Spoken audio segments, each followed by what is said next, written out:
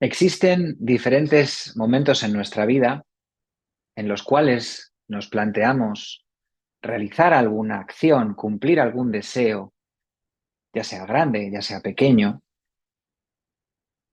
y en ese momento nos enfrentamos a una situación que nos asusta, que nos incomoda. Y a pesar de que queremos hacer algo que no necesariamente tiene que ser muy complicado, a veces son grandes objetivos, otras veces es simplemente comprarte una chaqueta.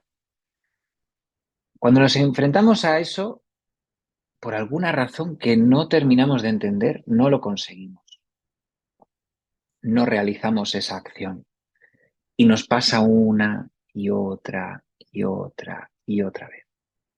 Y no sabemos por qué ocurre esto. Y lo cierto es que en nuestro inconsciente hay una información que se aprendió cuando nosotros éramos bien pequeños. Una información que en su momento nos supuso la diferencia entre vivir o morir, entre ser aceptados o ser rechazados. Estas creencias forman parte de un árbol enorme al cual llamamos lealtades familiares. Si tienes ganas de saber qué es esto y sobre todo lo más importante, cómo te afecta y cómo superarlo, quédate conmigo en este programa. Bienvenidos a Fuerza Interior. Comenzamos.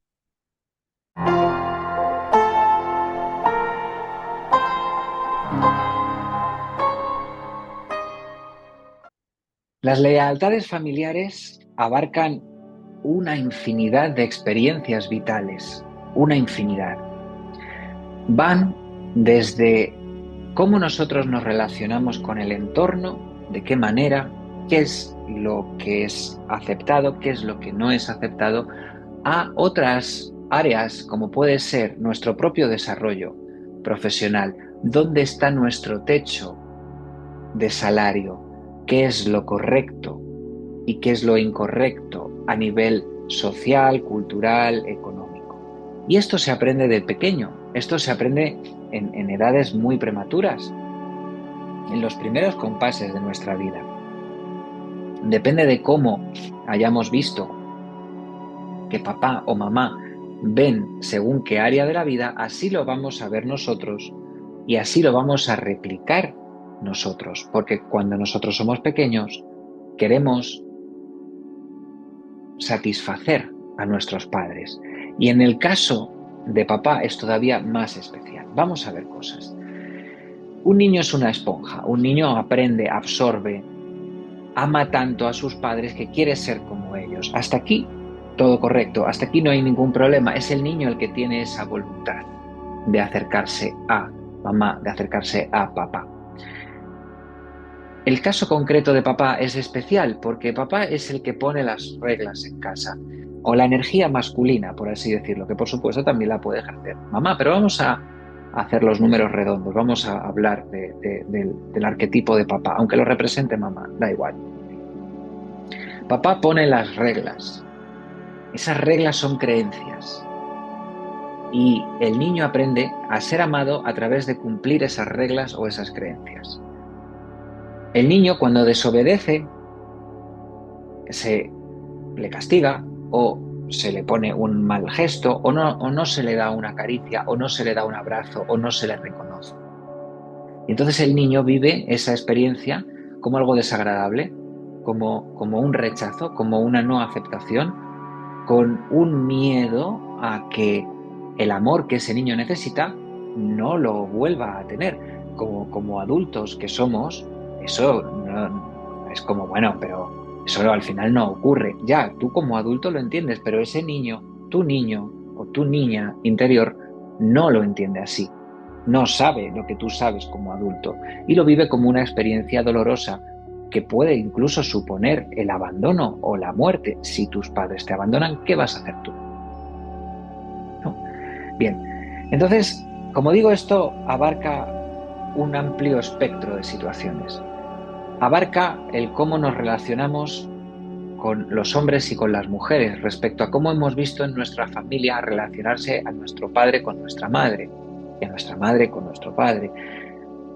Supone también cómo yo me relaciono con mis amistades. Si, por ejemplo, en mi casa había un problema a la hora de traer amigos a casa, porque no estaba bien visto, porque papá se enfadaba mucho si traía amigos a casa, tú vas a tener la creencia inconsciente de que tener muchos amigos es peligroso. Y esos amigos los verás de una manera intermitente, porque hay un peligro en tener amigos. Porque si traigo amigos a casa, es peligroso. Con lo cual, aprenderás a estar solo y de adulto también experimentarás el estar solo. Si en mi casa hay una creencia de que el dinero es malo, por más que tú de adulto quieras entender que el dinero es bueno, vas a tener una serie de techos que están limitados por esa creencia de que el dinero es malo. A lo mejor no te permitirás nunca ganar más dinero que tus padres, el equivalente, ¿no?, a ese poder adquisitivo que tenían ellos. Tú no podrás superar ese poder adquisitivo porque será deshonrar la memoria de tus padres, porque será salirte de las normas de la casa. Y eso es peligroso. Y eso es peligroso. Y tú aprendiste que eso era peligroso. Entonces te vas a mantener en ese segmento, en ese grupo de creencias. Si tú vistes que era normal y era bueno castigar, o sea, funcionar a través del castigo, premio-recompensa, también lo harás con tu hijo, con tu hija. Si tú vistes que había una diferencia entre hombres y mujeres en tu casa, también la aplicarás. No porque tú creas que eso es así, sino porque has visto que eso era lo que a ti te dio estabilidad y amor en casa. Y aunque tú quieras luego hacerlo de otra manera, va a haber una parte dentro de ti que va a decir no. Porque si lo hacemos diferente, corro el riesgo de no tener amor, de no ser aceptado, etcétera, etcétera, etcétera. Fijaros, si un niño no cumple, no garantiza su supervivencia. Y un día una clienta me dijo que enfrente de su casa había unos gitanos que habían ocupado una casa y ella se quejaba. Y es que fíjate, esta gente, porque claro, hacen lo que les da la gana. Pero quiero que entendáis una cosa. Y yo aquí no voy a, evidentemente, meterme con nadie. Fijaros si es fuerte una creencia familiar, un mandato familiar, que cuanto más fuerte es la estructura de la familia, más difícil es salirse de ahí. Y el ejemplo de la etnia gitana es un muy buen ejemplo. Esas estructuras familiares son muchísimo más sólidas que las nuestras, muchísimo más. Con lo cual, independientemente de cuáles sean las creencias de ese núcleo familiar, salirse de ahí es altamente improbable, por mucho que ellos quieran ser diferentes. No pueden salir de ahí. Y claro, podéis preguntaros, bueno, ¿y por qué es tan difícil salirse de un mandato familiar? Pues te lo estoy contando. Es tan difícil porque salirse de un mandato familiar implica riesgo de muerte para ese niño que aprendió ese mandato familiar. ¿Vale? En nuestra sociedad se plantea que es saludable repetir la vida que vivieron nuestros padres, porque así honramos la memoria. El padre que es abogado tiene un hijo que es abogado. El padre o la madre que es doctor o doctora tiene hijos que también siguen su trayectoria. Es como el orgullo de la familia, repetir la historia de nuestros padres. Y esto ocurre en sociedades, concretas. Ocurre en la sociedad española, ocurre en las sociedades hispanoamericanas, pero no ocurre en todo el mundo, ojo. Fijaros que a través de la numerología podemos incluso ver esto de una manera muy marcada. En este tipo de sociedades, cuando tú ves un análisis numerológico y observas las energías que heredan de papá y de mamá, que esto se ve en el día y en el año de nacimiento, observas que en estas sociedades esas energías son muy difíciles de trabajar. Porque aunque los padres nos las han dado para que nosotros no suframos por lo que sufrieron ellos, los hijos tienden a repetir los mismos errores que los padres.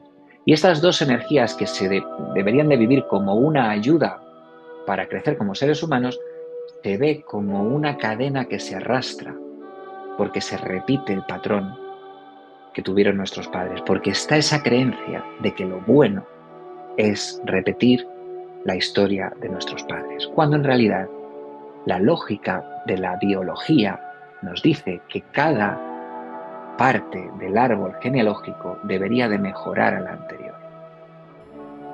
Sin embargo, tenemos otras culturas donde se alienta a superar a los padres. A cierta edad se les casi empuja a vivir de manera independiente, con 18, 20 años, 22. Se les saca de casa. Búscate la vida, vuela, despliega tus alas, no te quedes en el nido. Tienes que ser un ser independiente, tienes que alcanzar tus sueños, tienes que superarnos, y se ve como algo positivo. Una sociedad genera adultos y la otra sociedad genera niños eternos. Esta es la historia. Esto es lo que hacen los mandatos familiares, ponernos límites. ¿Pero límites para qué? Límites para ser superados, no para observarlos como un lugar al cual no puedo traspasar. Os voy a contar una historia. Un chico que viene a consulta y me comenta que tenía un restaurante que tuvo que cerrar por el COVID, por la pandemia. Y me pregunta que él, pues necesita un cambio de vida, pero no sabe cómo dirigir ese cambio de vida. Entonces, pues yo le hago un análisis numerológico y veo que efectivamente estaba dedicándose a su pasión, a la gastronomía, a montar un restaurante. Entonces le pregunto, ¿por qué dejaste el restaurante? ¿Por qué no te planteas volver a montar uno? ¿Es que acaso descubriste que te gustaba mucho cocinar, pero no te gustaba tener un negocio de restauración? ¿O es que no te planteas volver a abrir un restaurante por lo que sufriste al cerrarlo? Y me dice, no, es que sufrí por cerrarlo. ¿Y a qué te dedicas ahora?, le pregunto. Y me dice, me dedico a lo que me dedicaba antes, que es ser conductor de ambulancias. Yo veo sus números y no le pegaba mucho el ser conductor de ambulancias. Pero veo que tiene una herida de no reconocimiento por parte de su padre.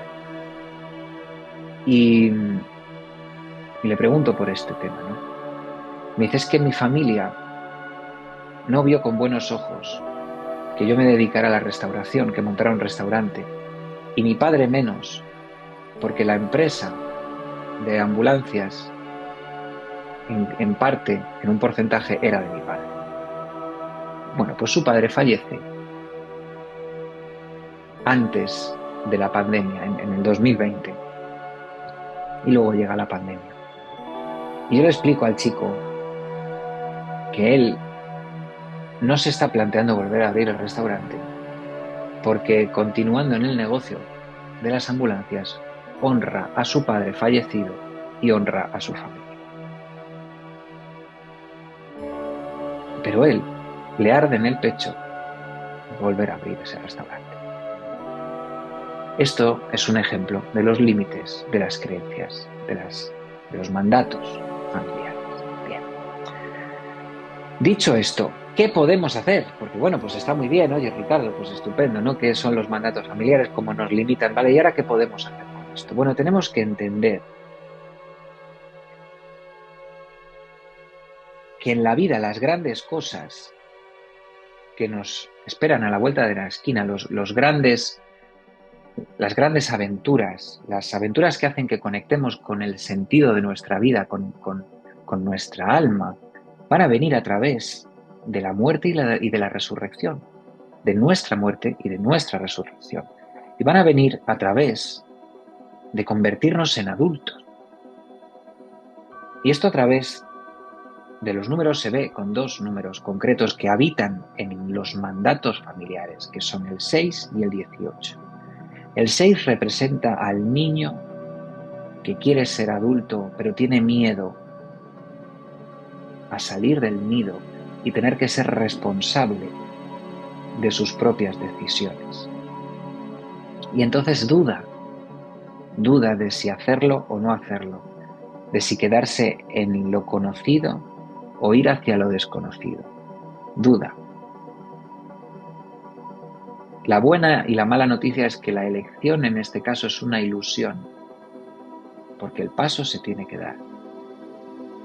No existe tal cosa como la quietud dentro del camino de la vida. No existe.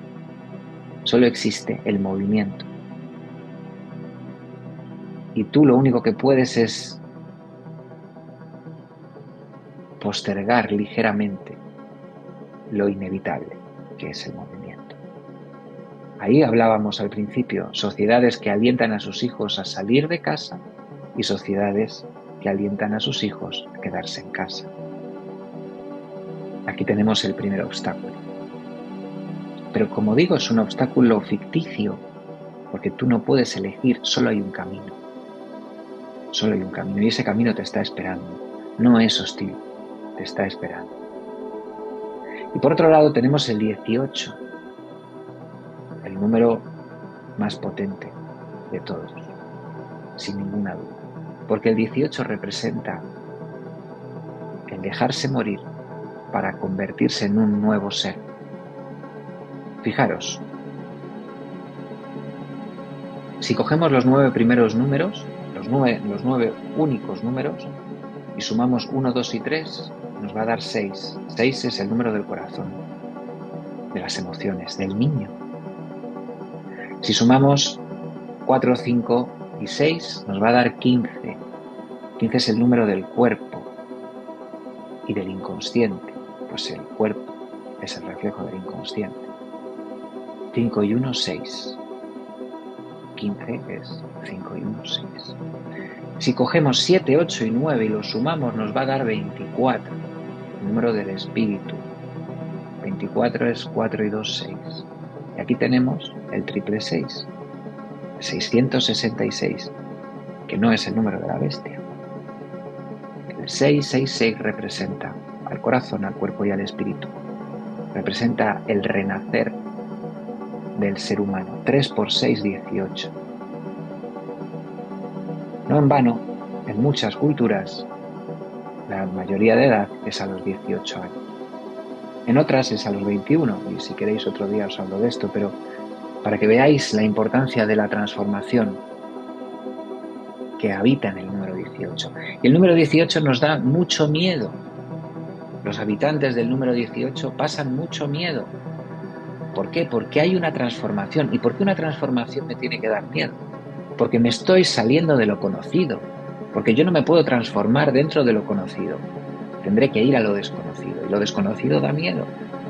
Por eso, una transformación da miedo. Por eso, salirnos de los mandatos familiares da miedo. Por eso, salirnos de la tribu da miedo.